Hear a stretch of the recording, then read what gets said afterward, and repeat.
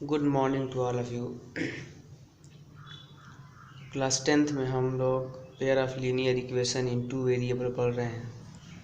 Pair of linear equation in two variable. पिछले class में हमने solution of equation by graphical method बताया था। ग्राफिकल मेथड हमने इसमें ये कहा था कि क्वेश्चन का ग्राफ बनाएंगे, दो इक्वेशन रहेगा, दोनों का ग्राफ बनाएंगे, दोनों ग्राफ जहाँ कट करेंगे वही क्या होगा। जैसे मान लो कि एक equation a1x plus b1y plus c1 equal to 0, दूसरा a2x plus b2y plus c2 equal to 0। तो दोनों, इसका मान लो ग्राफ ये हो गया, इसका ग्राफ ये हो गया, और दोनों ग्राफ जहाँ कट करेंगे, दोनों लाइन का ग्राफ जहाँ कट करेंगे कुछ एक्स वाई का वैल्यू आएगा। तो यही वैल्यू इन दोनों इक्वेशनों का क्या हो जाएगा, सॉल्यूशन होगा। जैसे पीछे ग्राफ बनाते थे वैसे ही ग्राफ बनाएंगे, जहाँ कट करेगा इंटरसेक्टिंग लाइन वही वैल्यू हो जाएगा। इसके बाद हमने एक इम्पॉर्टेंट चीज़ बताई थी कि हम बगैर ग्राफ बनाए भी बता सकते हैं कि इस इक्वेशन का एक सॉल्यूशन होगा, इनफाइनाइट मेनी सॉल्यूशन होगा, या सॉल्यूशन नहीं होगा। हमने कहा था कि अगर a1/a2 not equal to b1/b2 हो जाए, तब मैंने कहा था कि यूनिक सॉल्यूशन, मतलब केवल एक सॉल्यूशन होगा, इंटरसेक्टिंग लाइन होगा, ये वाला केस आएगा, यूनिक सॉल्यूशन। और मैंने कहा था कि अगर a1/a2 equal to b1/b2 equal to c1/c2 हो जाए, तब ये दोनों लाइन कोइंसाइड कर जाएंगी, इनफाइनाइट मेनी सॉल्यूशन होगा, दोनों लाइन का आ जाएगा एक ही ग्राफ। फिर मैंने ये कहा था कि a1/a2 इक्वल टू b1/b2 हो जाए और नॉट इक्वल टू c1/c2 हो जाए, तो इस समय सॉल्यूशन नहीं होगा। तो जब ऐसा हो जाए कि a1/a2 equal to b1/b2 equal to c1/c2, तो दोनों इक्वेशन पैरेलल हो जाएंगे, इस समय नो सॉल्यूशन होगा, कोई सॉल्यूशन नहीं होगा। ठीक है, इस समय इनफाइनाइट मेनी सॉल्यूशन, इस समय यूनिक सॉल्यूशन। अब हम लोग क्वेश्चन पे आएंगे, एक्सरसाइज 3.2 का पहला क्वेश्चन। अब हम लोग एक्सरसाइज 3.2 पे आ गए। पहले का दूसरा क्वेश्चन देखो। पहला क्वेश्चन है कि form the pair of linear equation. पहले लीनियर इक्वेशन फॉर्म करना है, नीचे प्रॉब्लम दिए गए हैं, इन प्रॉब्लम का लीनियर इक्वेशन बनाना है, मतलब अलजेब्रिकली रिप्रेजेंट कर देना है प्रॉब्लम को, एंड फाइंड देयर सॉल्यूशन, और इनका सॉल्यूशन फाइंड करना है। किस मेथड से, ग्राफिकली। पहला क्वेश्चन है, हम दूसरा बता रहे हैं। दूसरा है कि 5 पेंसिल एंड 7 पेन। ठीक है, 5 पेंसिल 7 पेन, ये मिला के 50 रुपये का है। ठीक है, जबकि 7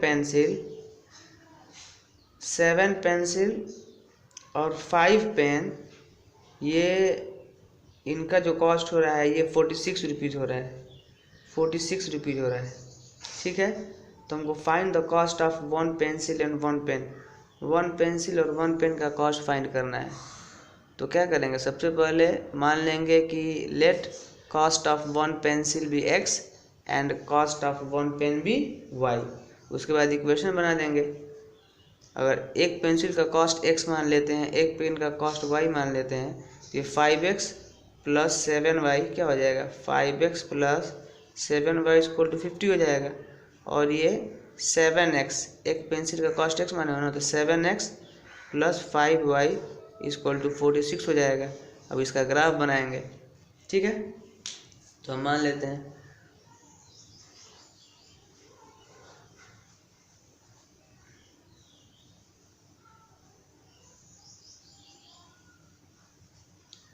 लेट कॉस्ट ऑफ 1 पेंसिल भी x, ये पहले का दूसरा है। Let cost of 1 pencil be x and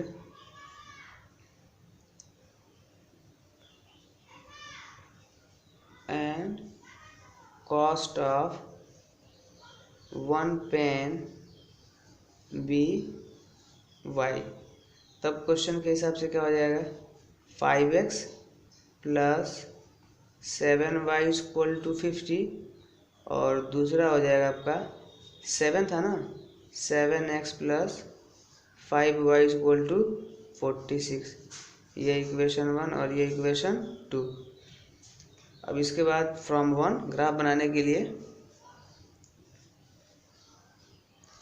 from 1 यहाँ से y का वैल्यू निकालोगे तो यहाँ से y का वैल्यू क्या हो जाएगा, 7y इक्वल टू 50। इसे ट्रांसफ़र करोगे तो 50 माइनस 5x या y equal to 50 minus 5x upon ये 7। अब इसके लिए हम यहाँ पे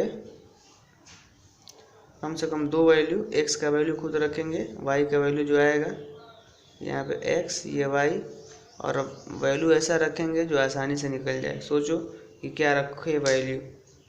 अगर मान लो यहाँ पे हम ये 50 है, ये भी 50 आ जाएगा, 10 रख दें, 10, तो 10 रखेंगे तो हो जाएगा। ये 10 रखेंगे x के जगह पे, x के जगह पे 10 रखेंगे तो ये 50 हो जाएगा। ये 50 माइनस 50 0/7 0 हो जाएगा। ठीक है। अब कोई ऐसा रखो ये फिर कटे, हम बार बार ये कहते हैं। तो अगर मान लो हम रखे 3 रखे तो 5 3 या 15, 15 जब 50 में से कटेगा तो 35 और 35 7 से कट जाएगा। आ रही बात समझ में मैं क्या कर रहा हूँ। ऐसा रखो वैल्यू कि ये इंटीजर आए, फ्रैक्शन में ना आए। ठीक है, ऐसा सोचो, ज़्यादा से ज़्यादा कोशिश करो तो हो जाएगा। अरे 1 2 2 पे तो 10 होगा, 7 से नहीं कटेगा, 40 हो जाएगा, 3 पे हो जाएगा, 5 3 या 15, ये होगा ना 15। अगर x की जगह पे हम 3 रखते हैं तो ये क्या हो जाएगा, 15 हो जाएगा। और 50 माइनस 15 35, 35 में 7 से डिवाइड करेंगे क्या हो जाएगा, 5 हो जाएगा। अब इक्वेशन नंबर 2 से, फ्रॉम इक्वेशन 2 से यहाँ से 5y इक्वल टू हो जाएगा 46 माइनस 7x, या y equal to 46 minus 7x upon 5। अब इसका ग्राफ बनाएंगे। यहाँ से इक्वेशन नंबर 2 से इसको ट्रांसफ़र करोगे तो क्या होगा, 5y equal to 46 minus 7x और y equal to 46 minus 7 upon 5। अब वैल्यू सोचो, देखो वैल्यू अगर तुम यहाँ पे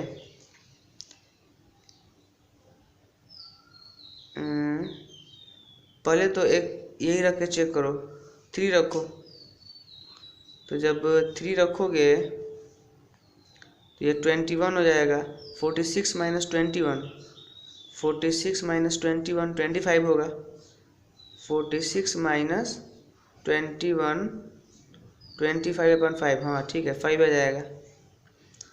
आपका यही सॉल्यूशन यही मिल गया, यही सॉल्यूशन होगा दोनों। लेकिन एक और वैल्यू लेंगे, देखो दोनों में क्या माना गया ना, 35 35, यही सॉल्यूशन हो गया। एक और रखो वैल्यू, 8 7 56, ठीक है। 46 है, इसको 56 हो जाएगा। अगर 7 रखेंगे तो देखो 46 माइनस ये 8, 7 नहीं 8 रखेंगे तो 8 7 जा 56, ये 56 अपॉन 5 हो जाएगा। अब 46 माइनस 56 माइनस 10/5, या -2 आ जाएगा, आएगा ना -2। अब इसका हम क्या करेंगे, ग्राफ बनाएंगे। नोट करिए, हम इरेज करेंगे, ये हम लिख लेंगे कहीं किनारे, फिर हम ग्राफ बनाएंगे। तो बस नोट कर लीजिए आप लोग, ठीक है। ये मैं कहीं किनारे लिख लूँगा, आप लोग पूरा नोट कीजिए।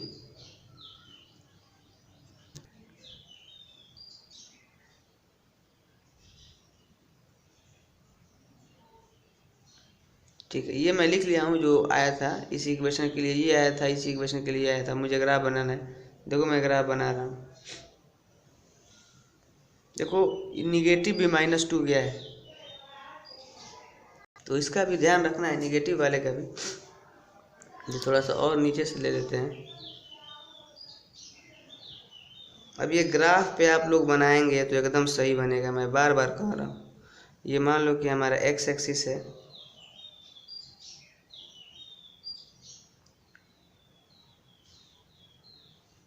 ठीक है,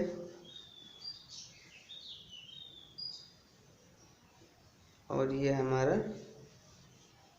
वाई एक्सिस है, 0 1 2 3 4 5 6 7 8 9 10, ये 1 2 3 4 5 6 7 8, और यहाँ पे ये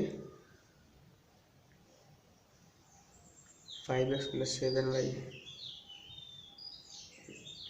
यहाँ पे ये हमारा हो जाएगा -1 -2, चूँकि नेगेटिव में -2 भी गया था। अब चलो पहले वाले का मुझे याद है, पहले वाले का था आपका 10 0, तो 10 0 ये हो जाएगा, ठीक है। उसके बाद 3 5 था, 3 5 एक्स एक्सिस पे 3 वाई पे 5, ये पॉइंट आएगा 3 5। देखो 3 5 दोनों में कॉमन है, दोनों लाइन 3 5 पे मिलेंगी, और ये हमारा 10 0 था। अब दूसरे इक्वेशन का इसको पहले मिला लो आप। अब जहाँ जाए ये ऐसे आप स्केल रख के मिलाएंगे, ठीक है। ये मैं बुक से ही, कैसे मैं रखूँ, मान लो कि ये बुक है, ये बुक रख के ही मैं मिला देता हूँ, ऐसे ये सीधा जाएगा, ठीक है। ये सीधा जहाँ चला जाए ये ऐसे जाएगा। ये कौन सा इक्वेशन था, तो ये हमारा इक्वेशन है आपका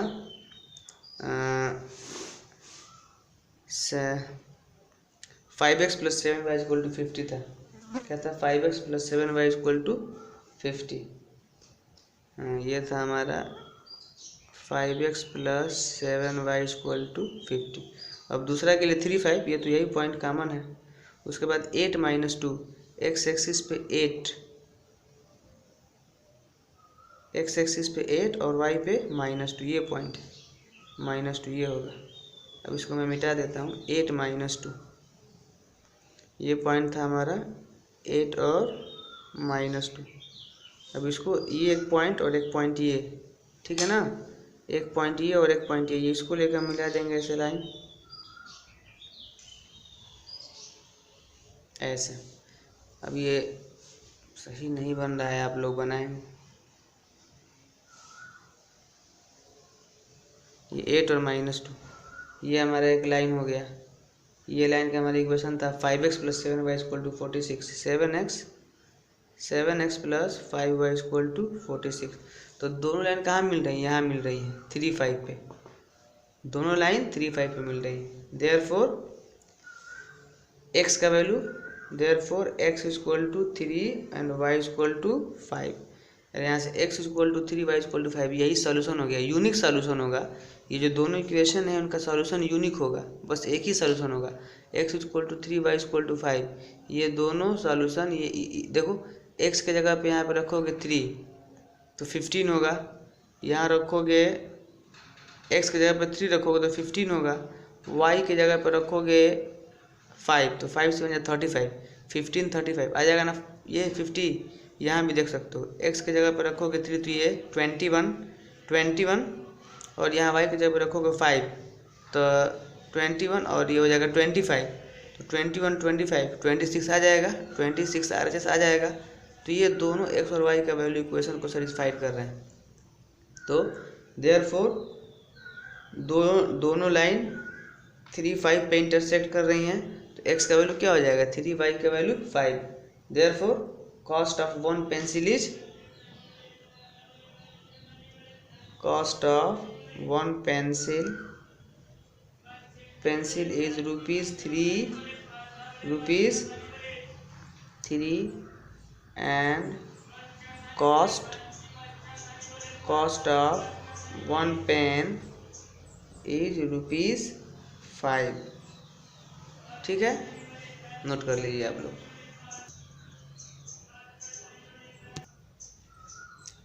अब जो हमारा अगला क्वेश्चन 2 है, क्वेश्चन नंबर 2 में कह रहा है कि on comparing A1 upon A2 कह रहा है किसको कंपेयर करो, A1 upon A2, B1 upon B2 and C1 upon C2। इसको कंपेयर करो। Find out whether the line representing the following pair of linear equation intersect a point. अब उसके बाद बताओ कि ये जो दो इक्वेशन दिया है ये इंटरसेक्ट अ पॉइंट है, मतलब ये दोनों लाइन का इक्वेशन एक दूसरे को पॉइंट पे इंटरसेक्ट कर रहा है, या पैरेलल है, आर पैरेलल, या पैरेलल है, और या कोइंसिडेंट है, मतलब सॉल्व इक्वेशन। और पहला हमारा मान लो कि पहला ही हमारा क्वेश्चन है, इसमें 5x minus 4y plus 8 equal to 0 और 7x plus 6y minus 9 equal to 0। 5x minus 4y plus 8 equal to 0, 7x plus 6y minus 9 equal to 0। Question पढ़ लिया आप लोग ना। On comparing A1 upon A2, B1 upon B2 and C1 upon C2, find out whether the lines representing following pair of linear equation intersect at a point, are parallel, are coincident. मतलब ये ऐसा graph बनेगा या parallel बनेगा या एक दूसरे पे ओवरलैपिंग बनेगा, ये बताना है। बगैर सॉल्व किए ग्राफ बनाए के नहीं बताना है, ये कंपेयर करके बताना है। ठीक है, तो हम कंपेयर करते हैं। ठीक है, अच्छा देखो एक बात और बताएं, ये अगर ऐसे भी होता, कभी कभी इक्वेशन ऐसे भी देता है 5x minus 4y equal to minus 8 कर देगा, तो पहले इसको इधर ला लेंगे, प्लस 8 इक्वल टू 0, ये इधर आगे कर देगा प्लस 9, ये क्या कर देगा इक्वल टू 9 कर देगा। ठीक है, तो इसको इधर ला लेंगे हम, ये कर देंगे माइनस 9 इक्वल टू 0। अब कंपेयर करोगे, तुम बताओ, तो कंपेयर करोगे तो ये इसका कंपेयर करोगे किससे, A1x plus B1y plus C1 equal to 0। इसका कंपेयर करोगे A2x plus B2y plus C2 equal to 0। तो ये x है, ये x है, A1 की जगह पे क्या है 5, A1 क्या है 5, ये y है, ये y है, B1 की जगह पे क्या है -4, B1 की जगह पे -4, ये C1 है, C1 की जगह पे 8, फिर ये x है, दूसरे के लिए x है, ये x है, A2 की जगह पे 7, A2 की जगह पे 7, B2 की जगह पे 6, C2 की जगह पे -9। क्या करोगे A1 upon A2, B1 upon B2, C1 upon C2 निकालो, तो A1 अपन A2 क्या आ गया 5/7, B1 अपन B2 क्या आ गया -4/6, या इसको कटा लो तो -2/3। उसके बाद C1 अपन C2 क्या आ गया, C1 अपन C2 आ गया 8/-9। तो देखो हम बस दो पे ही कर देंगे, हम ये देख रहे हैं कि A1 अपन A2 5/7 है, B1 अपन B2 -2/3 है ना। A1 अपन A2 5/7 है और B1 अपन B2 -2/3 है, ये दो से कटा दिए, तो ये हम देख रहे हैं ना कि we see that A1 upon A2 not equal to B1 upon B2। अब इसको छोड़ो, A1 upon A2 B1 upon B2 के बराबर नहीं है, तो जब A1 upon A2 B1 upon B2 के बराबर नहीं है तो क्या होगा, लिखेंगे इक्वेशन इंटरसेक्ट, मतलब बोलेंगे ये दोनों इक्वेशन एक दूसरे को इंटरसेक्ट करेंगे, मतलब कि ये क्वेश्चन के हिसाब से, क्वेश्चन में जो लिखा था वही linear equation intersect at a point, क्या लिख देंगे, देयरफॉर लीनियर इक्वेशन या गिवन इक्वेशन इंटरसेक्टिंग लाइन, बोलेंगे गिवन इक्वेशन आर, याद है ना जब ये कहे थे कि इंटरसेक्टिंग लाइन होगा यूनिक सॉल्यूशन होगा, given equation are intersecting lines, मतलब इनका बस यूनिक सॉल्यूशन होगा, जैसे भी पीछे हम सॉल्व किए थे, इक्वेशन बनाओगे तो वैसा ही बनेगा। ठीक है, तो given equation are intersecting lines, ये आप पूरा नोट कर लीजिए। अब C1 अपन C2 का काम ही नहीं है, पहले ही आ गया कि A1 upon A2 not equal to B1 upon B2, जब A1 upon A2 not equal to B1 upon B2 आ गया तो इंटरसेक्टिंग लाइन होगा, नोट कर लीजिए जल्दी से।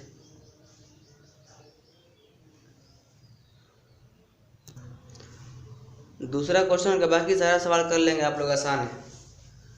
अब तीसरा सवाल में भी यही कह रहा है, तीसरे क्वेश्चन में भी यही कह रहा है कि a1/a2 b1/b2 c1/c2 निकालो और बताओ कि जो पेयर ऑफ लीनियर इक्वेशन है ये कंसिस्टेंट है कि इनकंसिस्टेंट है। ये पूछ रहा है कंसिस्टेंट है कि इनकंसिस्टेंट है। तो हमने बताया था कि जब इंटरसेक्ट करेंगी तभी कंसिस्टेंट होगा, जब कोइंसाइड करेंगी तभी कंसिस्टेंट होगा। तो ये दोनों केस में कंसिस्टेंट आएगा। जब ये पैरेलल हो जाएंगी तब इनकंसिस्टेंट होगा। तो इसका केस क्या है? इसका केस अभी देखे थे कि a1/a2 not equal to b1/b2, ये आएगा तब भी कंसिस्टेंट होगा, ठीक है। और ये अगर a1/a2 equal to b1/b2 equal to c1/c2 आएगा तब भी कंसिस्टेंट होगा। अगर ये आ जाए a1/a2 equal to b1/b2 not equal to c1/c2 तभी नहीं इनकंसिस्टेंट होगा, ठीक है। तो अब इसका हम दूसरा क्वेश्चन कर देते हैं, ठीक है। तीसरे का दूसरा इक्वेशन है 2x - 3y इक्वल टू 8। तो पहले इसको इधर ला लो, मैं तो बार बार कहता हूँ इसको इधर ले आओ। तो ये बन जाएगा हमारा 2x - 3y - 8 equal to 0।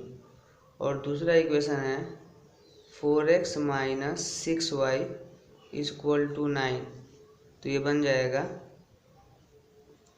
4x - 6y - 9 equal to 0। अब बताओ यहाँ से a1 क्या हो जाएगा? a1 हो जाएगा 3, b1 क्या हो जाएगा -3 और c1 क्या हो जाएगा -8, a2 क्या हो जाएगा 4, ठीक है। b2 क्या हो जाएगा -6 और c2 क्या हो जाएगा -9। अब कंपेयर करेंगे उसी तरह से। नाउ a1/a2 निकालो तो ये 3/4 हो जाएगा। a1/a2 क्या होगा? a1/a2 आपका हो जाएगा 3/4।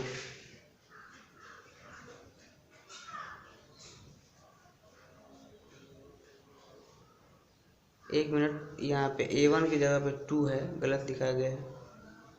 कंपेयर करो a1 के, देखो a1 की जगह पे 2 है, b1 की जगह पे -3 है, तो a1 की जगह पे 2 है। तो ये हो जाएगा 2/4। a1/a2 क्या आ गया 2/4। इसको कटा भी लो, इसको कटा लोगे तो 1/2 आ जाएगा। अब इसके बाद थोड़ा सा b1/b2 निकाल लो। तो b1/b2 निकालोगे तो -3/6 ये भी आ जाएगा आपका 1/2 आ जाएगा। और जब c1/c2 निकालोगे, ये कामा दे देना, सही से लिखना, आप लोग साफ साफ लिखना, मेरा जगह कम रहता है ना, इसीलिए मैं छोटा छोटा लिखता हूँ। तो c1/c2 निकालोगे तो -8/-9 या 8/9। तो देखो a1/a2 का वैल्यू भी 1/2 आया, b1/b2 का वैल्यू भी 1/2 आया। तो a1/a2 इक्वल टू b1/b2, लेकिन c1/c2 8/9 आ गया।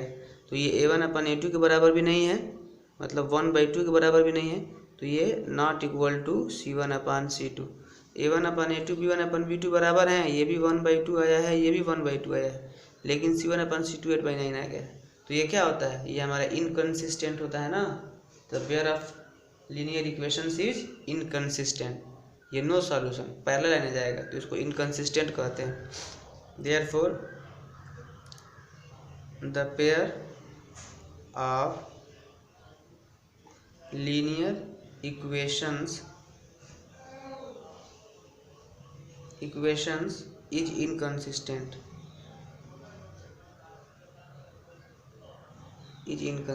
ठीक है।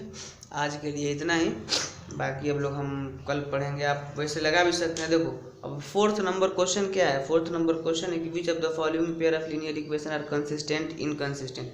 फिर यही सवाल जो तीसरा है, एकदम यहाँ तक तो वही है कि बताना है कि कौन कंसिस्टेंट है कौन इनकंसिस्टेंट है। उसके बाद कह रहा है उसके बाद कह रहा है कि if consistent obtain solution graphically. उसके बाद अगर कंसिस्टेंट आ जाए तो पहले पता करो कौन कंसिस्टेंट है, इनकंसिस्टेंट है, और अगर कंसिस्टेंट आ जाए तो ग्राफिकली सॉल्व करो।